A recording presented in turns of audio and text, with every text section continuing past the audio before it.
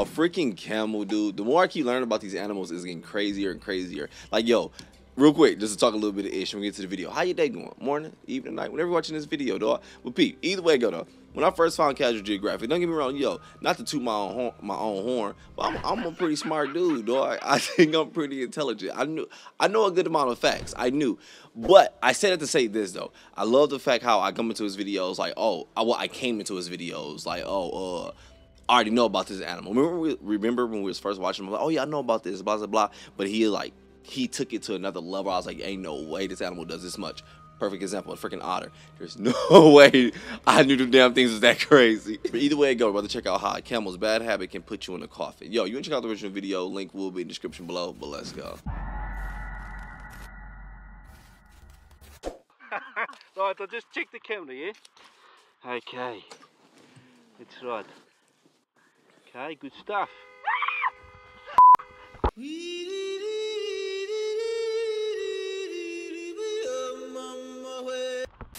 You know they say an average of 100. Well, I got the shooting that gun everywhere. It's CGI. I promise the line's okay. Oh, and the people are alive too. Oh. You know they say an average of 183,671 people are added to God's recently deleted folder every day. Some of those people retired from life in some of the most outrageous ways possible. For example, vending machines and coconuts sell more real estate in cemeteries than the headliner of Jaws. But what if a can of soda was responsible for ending your way of life without you ever even drinking it? Well, Richard Molesky was the owner of the Tulum Monkey Sanctuary in Mexico, and yes, a can of carbonated diabetes is why I said was. Chicago-born Molesky was a natural animal lover who worked at the sanctuary for well over a decade, where he would become close with a lot of the animals, but especially a male dromedary camel whose name was never released to the public. And every morning while doing rounds, Richard would greet the hump jockey with a can of Coca-Cola. Like clockwork, Richard would show up and the camel would enjoy his favorite soft drink. Well, one day Molesky didn't have it, and from the way the camel reacted, you would think we were talking about a different kind of Coke. The camel proceeded to maul him and even sat on him, which likely suffocated him. It took a rope tied to a pickup truck to pull the steroid llama off of him, but as you can guess, by the time they did, he was, well, a was. Of course, we'll never know exactly what went down because it was between someone who can't talk and someone who won't. But there's a good chance a coked out camel can demand over some sugar water. And I believe it because camels 100% be on that kind of timing. Like they're chill 90% of the time, it's just that 10% where someone ends the day on a newspaper. Oh damn, wait, was he stabbing that mug? Like they're chill 90% of the time, it's just that 10% where someone ends the day on a newspaper. Like one time. What the hell, bro? How you listen to stabbing shit? Hey, dog, watch the hell out. Like they're chill 90% of the time, it's just that 10% where someone ends the day on a newspaper. Like one time in Rajasthan, India, a man was entertaining guests in his home when he realized he parked his camel outside in a brutal 110-degree heat. That's 43 degrees Celsius for the rest of the world. Well, apparently 6 hours of sun only breeds homicidal intent because as the man tried to untie the camel suplexed him and slammed him into the ground. The camel... Nigga, that's like an animality. Hold up, dog. I thought it was gonna bite his head off. Intent because as the man tried to untie the camel suplexed him and slammed him into the ground. The camel then proceeded... This nigga whole head was in the camel. And that ain't funny, dog. 43 degrees Celsius for the rest of the world. Well, apparently 6 hours of sun only breeds homicidal intent because as the man tried to untie the camel suplexed him and slammed him into the ground. The camel then proceeded to divorce the man's head from his body using his teeth. It took about 25 people and several hours just to get the camel to stop ravaging his owner's corpse. That's why you don't beef with something that chews on cactuses like candy. Because some animals are very much capable of seeking revenge, and camels are very much on that list. Which shouldn't really be a surprise since high intelligence means some animals have the capacity to experience every human emotion. Which includes putting the dick in vindictive. Even something like an ant can have as much of a revenge arc as a human. Kidnapping and slavery aren't foreign concepts to ants, as some species will regularly invade the nests of others, slaughter the workers, and abduct the larvae of the enemy. These captive ants are forced to bring food to their masters, care for the brood, and even defend the nest of the very ants that kidnapped them. Well, in many cases, these slave ants grow up and proceed to destroy as many of the colony's babies as possible. Pretty much they Django a daycare's worth of the pupae of the ants that stole them. In some cases, up to 2/3 of the colony were relieved from life by the former slave ants. It's like I've always said, if ants had nukes, they'd end the entire world in a week. Hell yeah. And if they were human-sized, our president would have 6 legs. And honestly, ant society is just a video of its own. We are talking about an animal that has a species that'll turn itself into a tactical just to stop the ops from succeeding. Ant society is something out of a simulation, and with a game like the Ants Underground Kingdom, you get a chance to experience it firsthand without the added risk of kamikazing yourself. It's actually the world's first ant-themed strategy mobile game with millions of players already online. You can hatch and raise your own ant army, including a class of special ants with special abilities. You're free to design and explore ant nests for your ant militia to live in. And when you're not doing that, you get the chance to show a lizard just what an affiliated ant army can do. Or to give a mantis an actual reason I ain't gonna lie, to start playing. the way he transitioned into an ad is freaking top tier, dog. I can't even cap, man. Lots of animals don't. There's a lot of animals capable of premeditating and executing acts of revenge. Like you probably already know that crows can remember faces and carry grudges for up to and sometimes over 5 years. But they'll also pass down their prejudices to their children, so you could really catch a feathery fade over something you did to his crow father. The flip side is that crows also remember those who did right by them. So if I ever happen to get arrested, it'll likely be for using Wendy's fries to weaponize. Hey, I ain't gonna lie, if I see a crow, I'm gonna feed dog a cracker. Hey, remember me, remember my nose, nigga, remember me, dog. Shit, fuck with me, boy. Nah, I remember you, nigga. All right, bird. Hey, nigga. But no, all jokes aside, though, stop playing. So the crow one, we actually learned that one recently. Was it from Casual Geographic? May have been a fact channel we watched, a fact channel that we watched recently, whatever. But basically, it was about the whole grudge situation when it comes to crows and remembering faces. We definitely just learned that one. But them passing it down to their young, like that one, I had no idea about. And that is just low key creepy because I'm wondering, like, okay, so even if they pass it down to their young, do they go back and show their young, like, yo, that's him right there or her right there? Because how would the young even remember that or know that person's face, whatever? I don't know how the ish work. I'm not a crow, but I'm definitely gonna give one a fry if I see one too, dog. Hey, hey, come here, dog. That shit you smoke, nigga.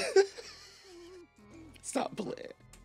Who did right by them. So if I ever happen to get arrested, it'll likely be for using Wendy's fries to weaponize crows. But I'd advise you not to underestimate the carnage that comes with beefing with the Black Air Force of the sky. Once upon a time, a man named Shiva Kawat attempted to save a baby bird he found near his home. Despite his best efforts, the chick didn't make it. And even though his intentions were good, all the neighboring crows saw was a past tense baby crow in his hands, and that's when violence was selected. For the next 3 years, he'd get air jumped every time he left his house by a homicide of crows. Like to the point where he has scars and has to travel with a stick to protect himself against the aerial onslaught. So basically, if he would have let that baby crow expire, his quality of life would probably be higher. Expiration of life is the only conclusion when you beef with a buffalo. I'm gonna keep this brief because I've talked about them before, but basically the Cape Buffalo is a 1,200-pound John Wick. Not only will injured buffalo literally die trying to drag you down with him, just like crows, the Cape Buffalo will ride for theirs. In 2020, trophy hunter Claude Clayhans took down a massive male Cape Buffalo. But as he and his crew started loading the soul-evacuated buffalo onto his truck, another buffalo from the same herd pulled up and gored him, in the groin no less, which severed his femoral artery and sealed his fate. Which is kind of crazy because it kind of looked like it's smiling, dude. He and his crew started loading the soul-evacuated buffalo onto his truck, another buffalo from the same herd pulled up and gored him, in the groin no less, which severed his femoral artery and sealed his fate. There have been reports of these trench cows chasing hunters into trees and then camping under the trees just waiting to cut them from Earth's roster. And like I said, it's not just humans getting hunted. Since Cape Buffalo have been known to Uno reverse lions by waiting for the adults to go off on hunts just so they can turn the unsupervised lion cubs into wet spots. If elephants don't forget, then the Cape Menace doesn't forgive. And you'd be surprised at just how many animals are smart enough to pay you what you're owed. Like, I bet you weren't expecting octopus to be in a video like this. Well, roll the tape.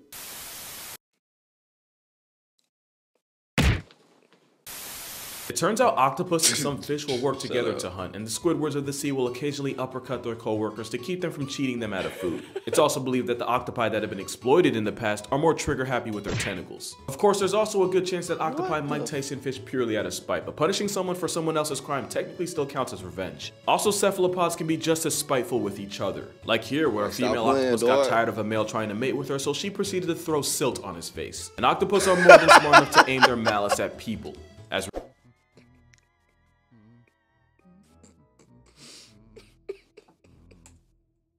to keep your motherfucking hands to yourself. Boy, I said no. Come on, man. Stop. Oh, shit.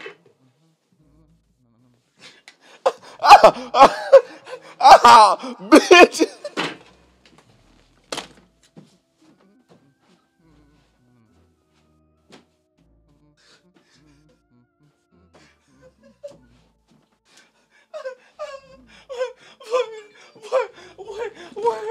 boy got all 8 legs wiping his eyes. You thought I was feeling you?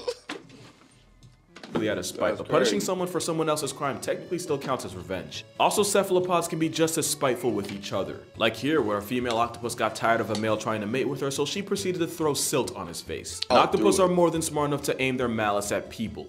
As researchers will tell you, sometimes octopus will purposely take aim and squirt ink at the very scientists studying them. Not only that, but they'll often have specific people that they like to pick on. One octopus in an aquarium in Dorset, England, got into the habit of super soaking anyone who would walk past his tank. Another octopus in a Santa Monica Pier aquarium flooded the place after she disassembled a valve in her tank, sending 200 gallons of water rushing onto the exhibit and office floors. And Otto the octopus flashed his middle finger to humanity when he squirted water on a nearby spotlight, short-circuiting the entire aquarium's electrical system.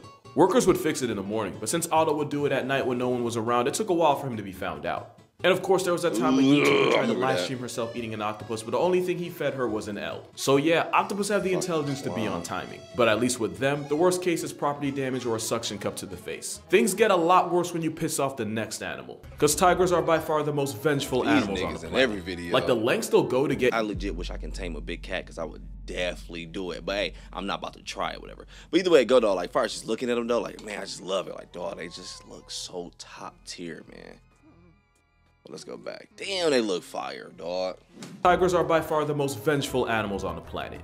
Like the lengths they'll go to get even is what movies are written about. Like in 1997 when poacher Vladimir Markov shot a tiger and then stole part of its kill. His mistake was leaving the tiger with a pulse. That tiger would get him back, but it wasn't in the heat of passion like the camel. Nah, this John was premeditated. The tiger would stake out Markov's cabin and destroy anything that had the hunter's scent on it. About a day or two later, Markov would return to his cabin where he would be ambushed by the same big cat. That story ended around the same time Markov did, after he was dragged into the bushes and never came out. Damn. In another story, a poacher named Baby got put in the dirt by a male tiger in March of 2016. Why is that date important? Well, only a month before, he had murked the female tiger in the same area, leading many to believe that the tiger that packed him up was actually the mate of the cat he had killed. And if you need more proof that a tiger taking it personal leads to cuts on the census, the tigress of Champawat literally subtracted 436 people after one hunter severely injured her. But don't think these stories only happen in Asia. On Christmas Day 2007 in the San Francisco Zoo, 3 men effed around and 2 found out. As for the third, fuck around and well, you can't get a life lesson if you don't have a life. The 3 men had decided to taunt Tatiana, a 400-pound female Siberian tiger. You know she don't fuck around. They learned 2 things. I'm not, my bad. That lady is named Tatiana. That shit is crazy as hell to me when I hear these stories where people intentionally do this shit where it's like, I'm about to F with this animal that I know can tear me and 10 people together apart in this damn zoo. But I'm about to do some itch to F around or break the rules. Oh, come on, man. Stop playing with me. In the San Francisco Zoo, 3 men effed around and 2 found out. As for the third, well, you can't get a life lesson if you don't have a life. The 3 men had decided to taunt Tatiana, a 400-pound female Siberian tiger. Well, they learned 2 things that day. One is that a motivated tiger can jump well over 12 feet. And 2, the 12.5-foot moat wall wasn't to keep the tiger in, but to keep people out. Because apparently out was always an option for Tatiana, who Super Mario jumped out of the enclosure and put the beats on all 3 men, maiming 2 of them and turning the third. Now I ain't gonna lie though, even though they was fucking with the tiger, I already know about the story though, it's still BS. That the fact that that tiger was able to jump out that mug though, because don't get me wrong, when you go to the zoo, people mess around with the animals. I don't do it. I ain't gonna, but you'll see people doing it, doing stuff. Some people you will see throwing Israel, and you'll see people come get them kicked out the park, whatever. People be tripping me out with that, like, all right, y'all playing around.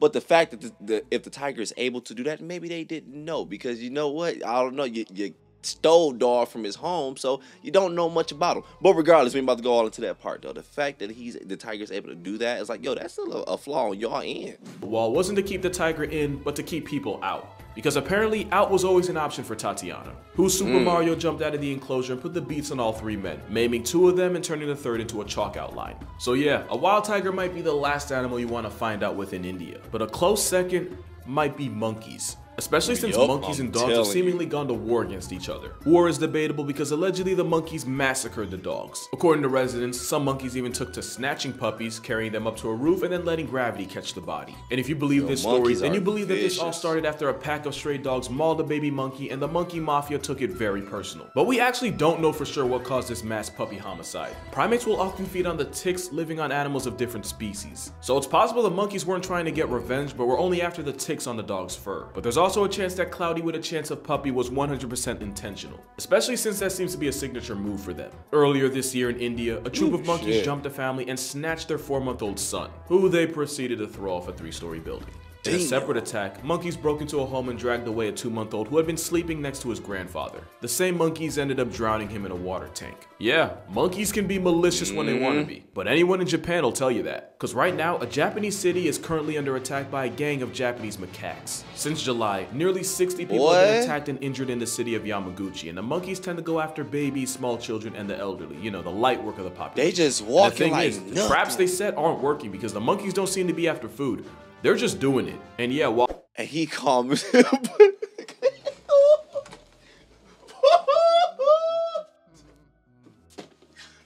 oh shit, what's good with y'all niggas? What the fuck? Damn, and here I am, ungrateful, dog, complaining about getting chased by pit bulls and Rottweilers and shit all the time. But yeah, they got monkeys.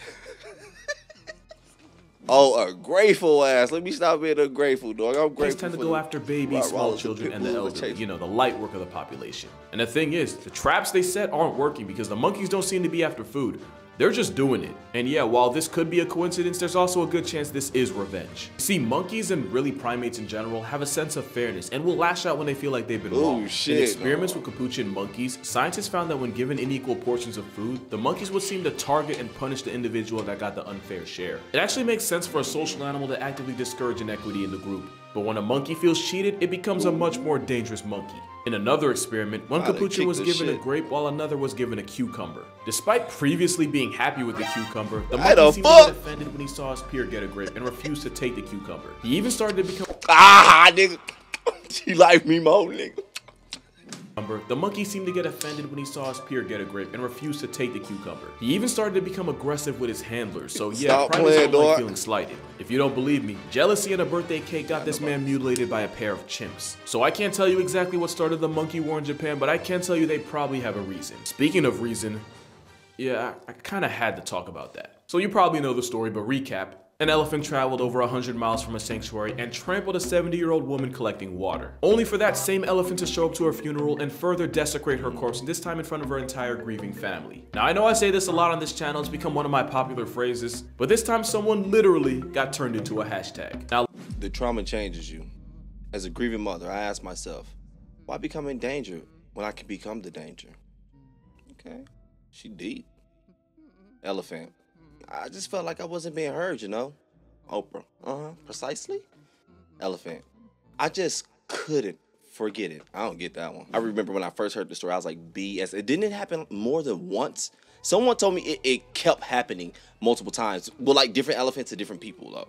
At least if I remember correctly. Channel's become one of my popular phrases, but this time someone literally got turned into a hashtag. Now, a lot of people have claimed that this woman was involved in poaching and this was just the elephant playing equalizer. I don't want to say that because we don't know for sure, and there's a good chance the woman was just at a worse place at an even worse time for the elephant to show up and turn her into a trend. But here's what we do know. Asian elephants often come into close contact with people, especially farmers, and conflicts often get them injured or put on a shirt. We know Asian elephants often get exploited for logging, entertainment, and poaching, so they have a reason to hate anything human. And we know an elephant doesn't forget. And it wasn't too long ago when an elephant in Thailand ripped a grown man in half and stood over the soul evacuated body for hours after that same man forced him to haul logs in the intense heat. So we know elephants ain't quick to forgive either. So with this story, we'll never know for sure if there was cause or coincidence, but let me put it this way. 100 miles and a guest appearance at a funeral is one hell of a coincidence. But that's gonna do it for this video. For more consistent content, be sure to follow my TikTok and Instagram. I try to post daily on both. And to watch videos before I post them, kindly consider becoming a patron on Patreon. Also be sure to check out my book, 100 Animals That Can Effing End You. The title kind of speaks for itself. But other than that, drink water, hug your mother, and you know what? Actually, your father too. He might not say it, but he'll appreciate it. Don't cross an elephant, because he might just traumatize your entire family. And I'll see you in the next one. Oh, swole ass kangaroo, but what the fuck? See what I tell you at the beginning of the video. It still shocks me how I feel like he takes the most basic animal, dog, and tells the most freaking craziest fact that you would think someone would tell you this before they tell you, oh yeah, they're actually cute and do this. You would think they would, okay, maybe they wouldn't tell you that first, but I don't know why though. But either way it go though, it still trips me out because I told you once I was watching this one video. I watched a few of them actually as like reactions to his videos, but it's like someone whose profession is in the field, where it's like, okay, yeah, so I studied squirrels or whatever, blah blah blah. So yeah, this video he's talking about squirrels, and they'll be like damn near 99% of the video like, yo, he's not lying. Yep, this is facts. And actually he kind of dumbed it down a little bit on some of them. Was like, yeah, they're actually even worse than that. Like, yo, this is crazy as hell, dog. And I think the reason why it's so crazy to me because we have no way of communicating. And every time I see things like that, don't get me wrong, this is not the weed talking, a little bit it is, but I do wonder when I see ish, when it's like, yo, I'm walking and I don't know, I see a damn squirrel, for example,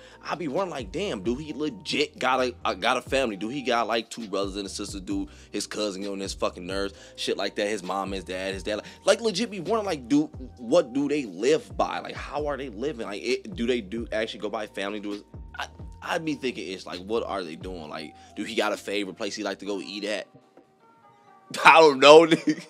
So when you do get people who study these animals and they just go by statistics of how we're going to put together, okay, this seems like this is what this animal does in this situation because we tested it out fucking multiple times and this is how it's reacting, or this is how it seemed like it reacts. So when we think we got this information like, oh, whoa, so this is what they do in this situation, or this is why they do what they do in this situation, it's like, oh, that's crazy to know that. But at the same time, even though it feel like, yeah, that is true, and I have seen it many times playing to action, I still wonder, like, is that the reason why it's doing that? Still, I get it, because at the end of the day, we cannot communicate with this thing. So I don't know, though. It's just crazy, man.